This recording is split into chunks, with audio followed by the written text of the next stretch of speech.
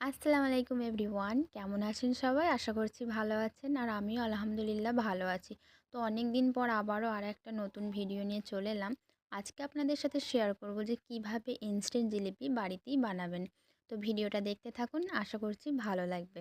এখানে আমি প্রথমে নিয়ে নিয়েছি ময়দা। আপনারা আপনাদের আন্দাজ অনুযায়ী যতটা পরিমাণ বানাবেন সেরকম নিয়ে নেবেন ময়দা। তারপরে আমি দিয়েছি এখানে টক দই আর দিয়েছি দেশি ঘি। দেশি ঘি দিলে না একটা খুব সুন্দর সেন্ট বেরোয় এটা থেকে, আর খেতেও কিন্তু খুব সুন্দর দুর্দান্ত লাগে। তারপরে আমি এখানে দিয়ে দিয়েছিলাম বেকিং সোডা, পরিমাণ মতো লবণ, আর এটাকে তারপরে আমি খুব সুন্দরভাবে এইভাবে মেখে নিচ্ছিলাম। তারপরে মাখার পর আমি এখানে দিয়ে দিয়েছিলাম অল্প পরিমাণ জল, আর তারপরে এরভাবে মেখে নিচ্ছিলাম।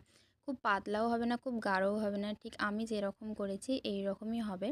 তারপরে আমি ওটাকে রেস্ট করতে রেখে দিয়েছিলাম 20 মিনিট মতো।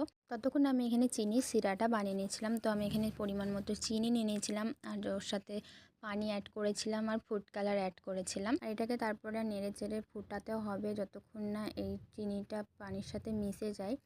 তারপর যে ময়দা মেখে রেখেছিলাম সেটাই কৌটোর মধ্যে ভরে নিয়েছিলাম, আর সুন্দর করে জিলিপির শেপে গরম তেলের মধ্যে এইভাবে দিচ্ছিলাম। তারপরে এটাকে খুব নেড়ে চেড়ে ভেজে নিতে হবে দু সাইডটাই যতক্ষণ না লাল লাল হবে। আর এরকম লাল হয়ে গেলেই কালারটা, তারপরে আমরা যে চিনির শিরাটা বানিয়ে রেখেছিলাম সেটার মধ্যে ডুবিয়ে দিতে হবে।